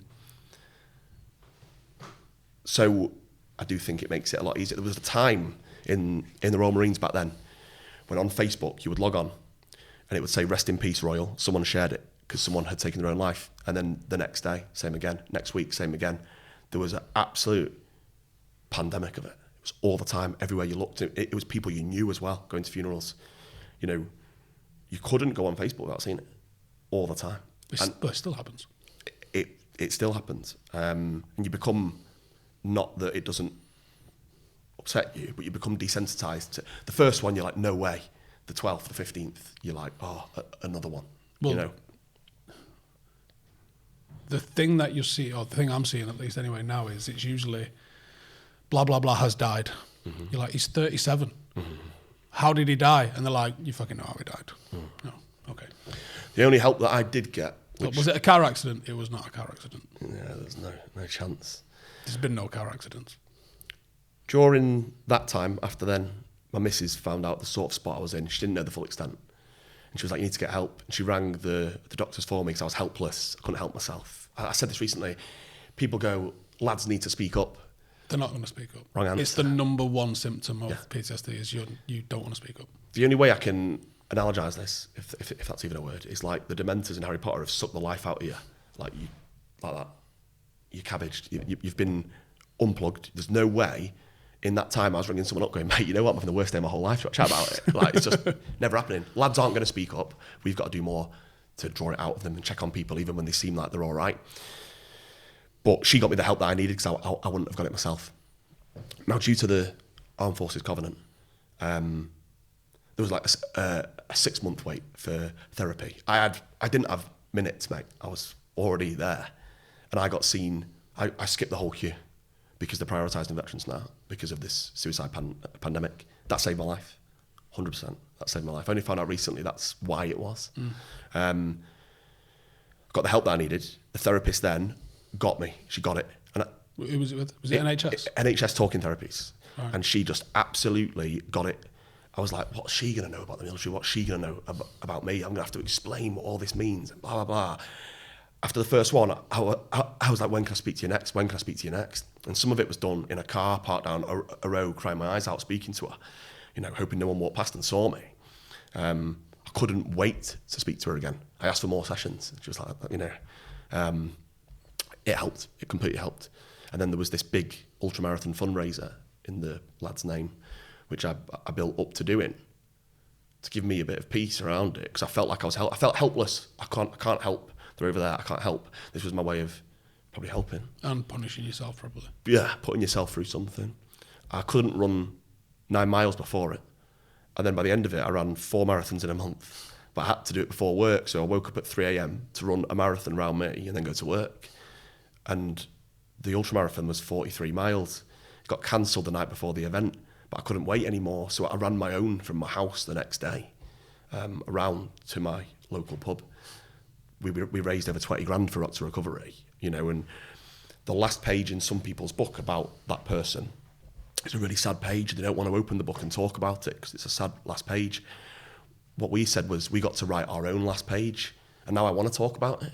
And it's a really positive message. It helped me deal with it. I came out of that on top of the world, felt like I'd made a massive difference in hindsight, done something positive from something really negative. And it was that gave me the motivation, the drive to go and do something else. I wanted the next challenge, and that's when I set up Civvy2Commando and what I'm doing now. Before we get into that, when did sobriety come into it? I went teetotal just over 10 months ago. Oh, really? Was it that soon? Yeah. So throughout a lot of this time, I've still been drinking, I've still been going out partying, I've still been whatever. Came to another head 10 months ago, shortly after the birth of my son. I was really, I won't lie, I was terrified to have a kid. I did not feel, still don't feel qualified, prepared, or ready at all. Do you not think it's mental that they just give them you and let you walk out? I was like, you cannot be doing this to me. I am not qualified. Is there not like a 2-week course? Do you have a real adult here? You know what I mean? And that's what, stuns me. My mum and dad had me very young. And I was 32 and I felt inadequate to have a kid, which hats off to them for being able to deal with that. And I just didn't feel ready. And my drinking and everything went nuclear then, really bad, in secret. Wasn't him, it was just me. I just couldn't deal with all of this responsibility. I was already probably at breaking point with the amount of work that I had on and juggling things anyway. I didn't have room for another task in the day, let alone another human being. And everyone tells you before you have a kid, it's amazing, it's magical, all these magical moments. No one actually told me straight, this is going to be really hard. You're not going to get much sleep. It's going to be really difficult. It's going to be challenging. There's going to be days that you don't want to do it. Enjoy that first 7, 8, 9 months. There's no reward in it. You don't get the personality until they start turning 9, 10, 11 months when they can actually give you something back. You're just feeding them and keeping it alive, really, for the first bit. I agree. And I was useless at the start, to be honest. And I thought, because I've been told all these amazing stories, you get all these magical moments, and I wasn't having them. I thought, it's me. There's something wrong with me. It must be me. I'm a bad dad. You know, like, what is it? It wasn't until he started giving stuff back around about the 6-month point, I was like, I love this. But it went bad around then, culminated in, ended up in hospital. There's been multiple of them, some a lot more serious than others, which should have stopped me doing that a long time ago, but I couldn't. And until I was educated by someone that said, like, you need to go. I've tried everything. I tried just having one drink. I tried, it's more sophisticated if you have wine at home with the fire on than it is drinking beer with the lads, right? So that'll just chill me out, blah, blah, blah. Whatever, anything you could think of, I tried. Straight away went to, yeah, but not a pint of it. Yeah. And then you've had one and you're like, I might as well have that. And then, bottle. And until someone educated me, someone that I looked up to and I respected, and said, it's not safe for you to have one drink because it will never... He said, what are you romanticising over? And I said, being in Italy with my missus and having a nice glass of wine or a nice Aperol Spritz. He said, when have you done that? When have you ever done that in your life? I said, never. He said, because you never do. You'll always have more. It'll always lead to more. And our drinking culture, probably from rugby, from the Marines, from that age, is just more. And impossible. I've never had one in my whole life. Like, I can't do that. So until he told me it's not safe for you to have one because it will lead to more every time, the only way you'll be protected from it is if you don't have any. And I was like, nah, I can do it. And he said to me, maybe you need some more pain first. And I was like, I don't, trust me. And he said, well, you have to stop. And I stopped, and I haven't drank since nearly a year ago. So that conversation came, obviously there was a reluctance in you for that conversation to even happen, or at least to hear what was being told, as in, you're done, that's it, it's over. But you took it on board, and there's been no relapses since that one conversation? No. Impressive. But to do that, I've changed everything. I don't go to bars with my mates. They say, don't you, if you hang around a barber shop long enough, you're going to get your hair cut. If you hang around a bar long enough, you're going to end up drinking. I've not done that. In nearly a year, I've been over your shoulder. The Hulk's going to come out. No. They're all sealed, actually. Yeah, I think. Keep it that way, mate. Yeah, Janine cleared them all up because we do get after it in here sometimes. I know there's one that's been opened. Captain Morgan on the top. Do you know what it was? I've never been like a during the week drinker, nothing like that. It was just weekends, and rugby. Straight into yeah, and I've never known to do it like a gentleman, and hats off to anyone that can. I can't. So until someone that I looked up to, and this person is... Just let me stop you there. Was you drinking... Obviously, to go to the point where you're like, I have to fucking stop, it's clearly more than... And obviously wasn't just a couple on a Saturday night. Was you going out every Friday, Saturday, Sunday? I've been doing that for years, mate. Years. Right, okay. I'd got, playing first team rugby on a Saturday and I hadn't been to sleep. I'd come straight through in last night's clothes and gone and played rugby. And then that Saturday, done the same thing all the way through to Sunday. Losing my whole weekend, losing my whole week, only feeling good again Friday to go and start again and do it again. During the week, I'd still go to the gym, I'd still work, I'd still train. I was from the outside in, you'd go, he's a fit guy, But it was affecting me, mentally, physically. Until I've stopped, I'm not here to preach it to anyone else. You can work it out yourself, but my life's changed. Like, everything's changed for the better. I am focused. Like, an off day to me now is sleeping in past 6. Oh no, I've had an off day. Like, the amount of work that I get done, the amount of time I've got with my family, the amount of mental clarity, I feel better. All this anxiety, a lot of these things that I was like, how do I get rid of this? Process of elimination. You cut one thing out, that's not happened. I cut that out, and most of that has disappeared. But I've never known life without it. I had a cigarette for the first time when I was 11. I think I drank on a park when I was 12. I've never really known without it, and we don't, because the world is good at marketing. Look at this beautiful wine bar, look at this, look at that. It looks great, it looks glamorous. Go to Italy, have wine.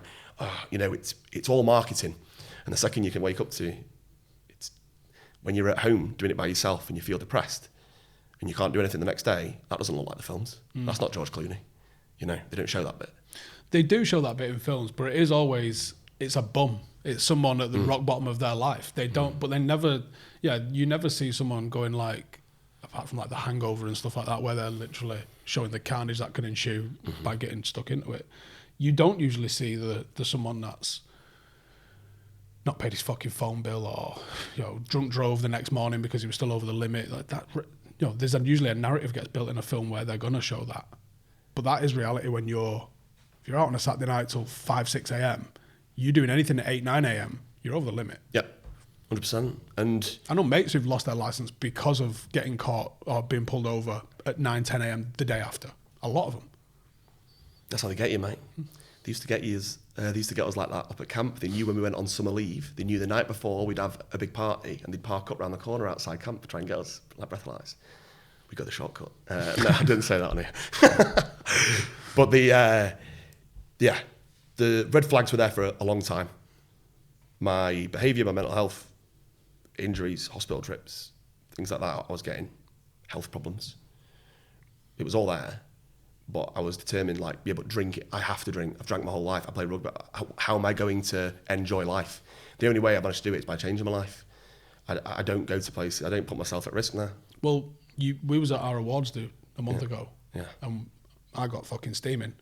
You was obviously not drinking at that. Did you feel the pressure to have a drink that night? No, I didn't. But there's a reason why I didn't stay till late.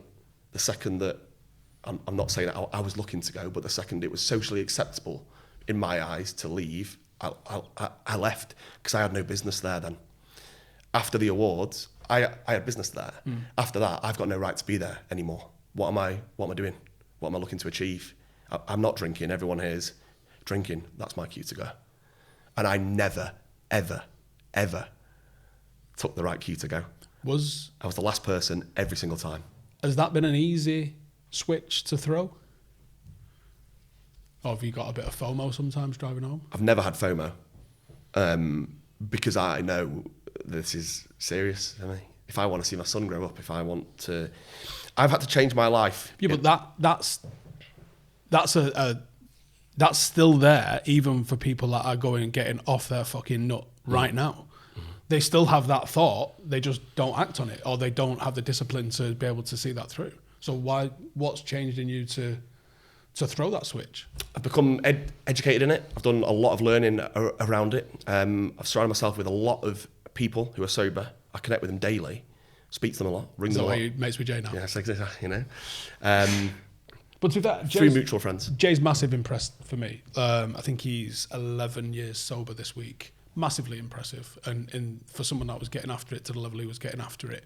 And I believe his was on the way home from Brazil in an airport in Miami, had a pint, went, I don't fucking need this anymore, and called it a day there and then. On the way back from the World Cup in Brazil, 2014.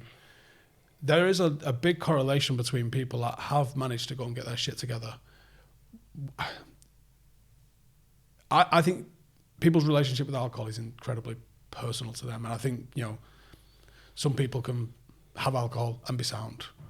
Drugs is a different matter, and I think most people are fucking well suited, clear of them. I don't think anyone's like, I was just doing loads of cocaine, I do all my shit together. I don't think that's ever happened. And I actually don't think that's really a thing with alcohol. I think it can be a nice social lubricator for people at times, but if it's causing you problems, the amount of people that I've come across recently, and it seems, I don't know if it's society becoming educated or waking up to it or culture changing, the amount of people that are going sober at the moment successfully is through the roof, isn't it? I think, mate, culturally, traditionally, English people have worked all week to go out weekend. That's what I've done my whole life. I was just in jobs that I hated, in times that I hated, get to Friday, go out, and that's when it's great. That was the best part of my life. The best time was the weekend. I was around the rugby lads, I was out drinking. Now, if I was still in a job that I hated, and if I was still in a life that I hated and I wanted to escape from it, maybe I'd still want to drink. But my life now, the way I look at it is, if I drink, I'm not going to fulfill the potential that I've potentially got in my life, in my business, in my family life. That's more important to me than that. I'm not trying to escape now. That would pull me away from what I'm truly passionate in actually doing. The things you like doing. Exactly. So you like the family, the fulfillment at work more than the hangover. The work part being the most noticeable change, not with my family. You know, obviously my family's my rock and everything like that. But I believe that when I changed from being employed to my own business, it's on me. You can hide in a job. You can't hide there. Same as when you have a son, you can't hide. They don't get you hungover. I have to be on it. I have to be functional. And I think when you said then about a lot more people nowadays, yes, there's a lot more education, but I believe we're in a generation when there's a lot more young entrepreneurs and everything like that. And now people are starting to go, hang on, if I don't lose my week, look what rewards here if I work hard. Yeah, people are removing themselves from the 9 to 5 a little bit. That outweighs that 100%. I agree. On to Civvy2Commando then. Obviously, my experience of you came through Aaron last year. I was a little bit reluctant because I was like, I've never wanted to sort of impose any military anything onto the lads.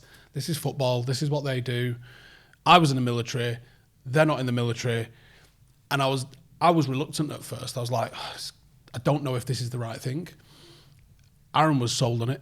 It was like, you need to meet Dave and the lads, and I think you'll really go for it. And I went, do you know what? You do it then, and I'll see. And then I came down on the weekend that our boys did with you. It was hands down the best thing that has ever happened to the club in terms of mentality, in terms of camaraderie. And I almost think it needs to be like a part of the curriculum for footballers coming through and growing up and being part of a team culture, because I think it was so transformative, so important. And for me, actually, as well, I was around, obviously I've had a pretty decent last 12 months, got my shit together. You lads was a part of that without knowing you was a part of that. I did Rugby Sevens with my old regiment in May last year. I went to D-Day in Normandy. We had the Commando weekend, end of June, I think it was. And then I did a week shooting with J. Cal in Wales. He's kind of blown up a little bit this week. I couldn't move for being around brothers, veterans, people that had served, that discipline, that mindset, and a combination of all of those things. There's a little bit of shame, a little bit of guilt, and it threw a switch in me that you guys probably didn't know you did, but you absolutely played a part in that. What the Civvy2Commando course did for the football team, we went from a team of talented lads that folded when the chips were down to a team that could go 2 goals behind and still pull a win out. And the only thing that changed was that course. I loved it. I enjoyed being like a little bit helping out with the DS. I thought it was sensational. I loved watching the lads get fragged. But where did the idea of that come from? And sell it a little bit. Let's have a bit of an advert for you, because personally I thought it was a brilliant little weekend that the lads did. And I know that's the corporate angle of it, but you're also sort of for teams, but you're also preparing individuals to join the forces as well. It's great to hear it had an impact on you too, and it was good for me being a rugby lad to be around a football team like that, because my perception of footballers changed in 2 days. I remember coming away going, do you know what? Really good lads. You know, seeing them pull together, it was class. It was transformative from the moment, like from when they arrived with us, how they were, until when they left. They were different, 100%. You could see different, it. Yeah. The idea, so I was sat shortly after the ultramarathon with a lot of, I want to do something. It's not running, I'm done. I want to do something else. I was listening to a lot of business podcasts, things like that. And it was a lot of, what do you know that not many other people do? And I was like, I've really got to wrap my brain here. But I've been on a training course that I got paid to do that took 9 months, right? So if you go and do a course now, it costs you thousands, it takes you 2 weeks. I've been paid to do one for 9 months that very few people have. How do I use that? How do I use that course? And I was reading a training program from a coach that I was using back then. And I was like, oh my God, what's this? I was like, I could do this for the military. I could prepare people to join the Royal Marines. I could give them mindset tips. I could give them hints and tips that I wish that I'd known before going down. I can coach them towards this fitness goal because everyone's got the same goal to pass. And I can send them down there with a head start. Do you think it's more, because obviously in the last year I've followed you and your page. I see a lot of WhatsApp messages that you screenshot from lads. Is there as much mentoring going on here as there is do this? Because you can Google what reps to do, what weight to carry. Do you think that there's the real USP of what you're doing is you're a lightning rod, as you're a contact, you're a what the fuck? What am I supposed to do when I've got to do this with my boots? How do I pack my Bergen? Like, do I call everyone sir? Like, do you get a lot of them questions from the recruits that you're dealing with? Yeah, 100%. And there's one thing that ChatGPT cannot replicate, and that's a Royal Marine who's been through training and been to war and had experience to pass on. Now, I'd say mentoring, reassurance coaching, and being their support network. So once we've coached someone, or once they've been on our weekend camp to prepare them for the military, when they go to training, we say no charge. We'll stay in contact with you the entire way through training. You have a bad day, ring us. I know what it's like. I didn't want to ring my dad or my mum. I'd spend an hour explaining what a rifle was, and then she wouldn't get why I'm crying. Do you know what I mean? But I would get it. I would get it because I've been there and I've struggled before. So ring me. A lot more of that, I think, is the benefit. It's the one-to-one aspect. Yeah, it's probably not necessarily the fitness program, because if they've sought you out, they can do Google what to do, can't they? But I from the outside, it seems like that's the goal. It's giving them the confidence, mate. Yeah. You know, like I've had some lads that like came to me when I first started coaching them. They didn't want to speak to me, as in not that they didn't like me, but they were shy to. And by the end, they're going, right, I've done this, I've done that. Blah, blah, blah. They're on it. They're ready to go down there. You know, they're more confident. They've come to our camp. They've been beasted for 2 days, but they've measured themselves up and gone, I'm actually better than some of these people. You know what? I can do this. And we give everyone one-to-one feedback before they leave. We say, like, mate, like, if you do what you're doing here and carry on with the mindset principles and the character traits that you already have, there's no reason why you can't pass, as long as you go and work hard. And maybe just being told that by a Royal Marine prior to going is like gold dust. I think a reason why I want to do this and I like this so much is that one corporal who believed in me on that 30-miler rubbed off on me so much by giving me his belief. I felt unstoppable. I felt like I could do anything because he believed it in me, and like, look what he's done. And maybe in a way it's me reverberating that back into the world, which feels good. Me naively, when I started this, it was military preparation and that's it. And then I started getting people signing up who didn't want to join the military, and I was like, oh, I don't know what this is going to do, you know. And I'd say now it's probably half and half split. We get loads of like civvies come down, civilians. Just wanting an experience. Yeah, who think Tough Mud is too easy, High Rocks is too easy, and they want to go and do something a little bit harder, a little bit more challenging. Or they've always liked the military, wanted to join, but never did. Or their dad was in, and they want to go, well, I've done a Marines weekend and blah, blah, blah. Shut the fuck up. Yeah, exactly. Yeah, basically a Marine. And then we started doing different camps, so survival and bushcraft ones that require no fitness, or mountaineering challenges where we go to Wales or to Scotland. You got one next month, haven't you? Yeah, August. you asked me to come on the one. Yeah. No chance of getting anything done next month. And it went like that. Then the corporate side opened up. I did a talk on one of the weekends, and I did not like speaking in front of crowds. And someone on one of them camps went, I would like you to come and do that to my team. And I was like, all right, who's your team? And it was like, I work incredibly high up at Bosch. So I was like, all right, cool. So I came and did a corporate sort of keynote speaking thing. And from there, it's arms and legs, Bosch, Red Bull, Land Rover, Mercedes, Warrington Wolves. You know, we've picked up some decent sponsors and things, like business awards, and it's gone from strength to strength. The online coaching, the weekend camps, and then the sort of corporate side, it's 3 different strings to the bow, really. The sports ones, the pre-season, I absolutely love that, because all being sports people ourselves, it was great being in there and being in that team environment again and seeing the different players and coming out of the shells and, you know, him helping him and sticking up for him. It just reminded us of what it's like to be back there. So all in all, like, I'm absolutely loving it. It's fulfilling. and giving these talks and doing things like that on mental health, I'm being able to, it's helping me to relive this, but to get it out with a positive message for someone else. I reckon, you know, I didn't want to speak to anyone. I didn't want to talk to people I was too scared to because of my stammer.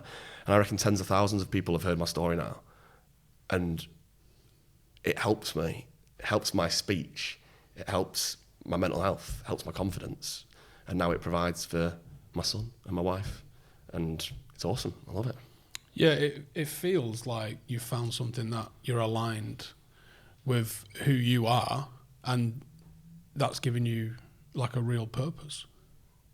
I'd agree, mate, 100%. I think I never truly knew what people meant by, you know, if you do something you love, you'll never work a day in your life. I'd go to bed and I'd be like, oh, I don't want to get up tomorrow. I go to bed now and I'm like, come on, get me to tomorrow. And I'm not just saying that sounds cheesy. I'm looking forward to it. I've got my to-do list. I know what I've got to do and I know where that'll get. I love it. Yeah, and I think being able to positively impact the next generation of people joining the military, but also teams, whoever, in the next sense. We go to schools and do talks on mental health. You know, I won't go into places and names and like people, but I've had kids come up to me afterwards and say, can I speak to you privately, sir? And I'm like, yeah, sure. Burst out crying and go like, I felt like this. I need to speak to someone. Can I speak to you? And yes. I know when I've left there, I've helped someone. It might have been a hall of 400 people and one person came to speak to me.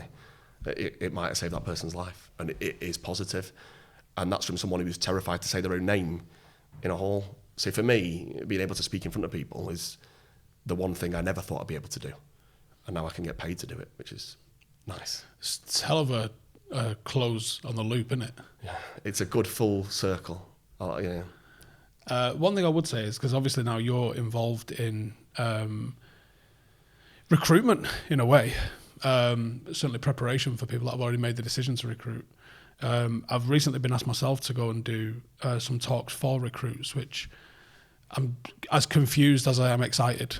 I had the most bang average military career ever, so like I don't know what I'm going to say, but I'm honoured to do it, and I will do it. Anything, you know, service means a lot to me, and I'd still do it. I've had my mental health troubles. You've had them. Loads of us have had them, but we both still push people towards this career. Yeah. And I don't know, I don't think I'm smart enough to articulate what that means, but I still would. I if someone come to me and said, do you think I should join the army? And I'd be like, yeah, if you're a true believer, 1,000,000%. Like we said at the very top of the show, all I wanted to do from being a child, all you wanted to do from being a child. And I think if I sat in now and said, you can talk to 13-year-old Dave the day that he's about to go to that cadets or go and watch Jurassic Park with Stacey, right? What are you doing? Yeah, join the Marine Cadets. Knowing everything that's about to come. Yeah. Someone said to me, would you let your son join up knowing what you know now? And I'd say, absolutely. I'd never push him to do it. If my son wanted to be a bus driver, I wouldn't say no because you could crash the bus. You know, if my son wanted to be a doctor, I wouldn't say no because you could hurt. So I'd say, I'll support you doing whatever you want to do. And I know if I hadn't have joined the military, I would not be sat here right now. I'd still have a stammer. I'd still be nervous. I'd probably be sat in a pub if I was still here, doing nothing, in a job that I don't like. It's given me everything. With no purpose. 100%. It's given me the main thing from everything that I've done. The main thing that is the biggest one to me is it's given me confidence. Like, there was an advert ages ago and it was like, the Royal Marines doesn't change what's possible, or something like this. I might be butchering this, but it changes your perception of what is possible.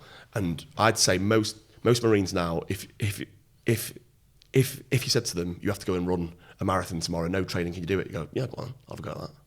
You would have a go at anything. 100%. Because it opens you up to what a bit of hard work can do and achieve. I wasn't hard working as a young person. I was going down the wrong way. But I've definitely opened up doors to me that should never have been opened, maybe. Didn't have the right to open, you know. A young lad with a stammer who couldn't say his own name spoke in the House of Commons and on BBC News, you know. And I mean it when I said I couldn't say my own name. Chatting up girls was not on the radar for me, mate. You know, so yeah, that wouldn't have happened if I hadn't joined the Marines. I'll wrap it up on this then, because I think that's a great place to call it. It is a job that gives a lot, but it is a job that demands a lot. And if you're a true believer, I would say it's absolutely somewhere that you can go and find purpose. And I know a lot of veterans end up harking back to that.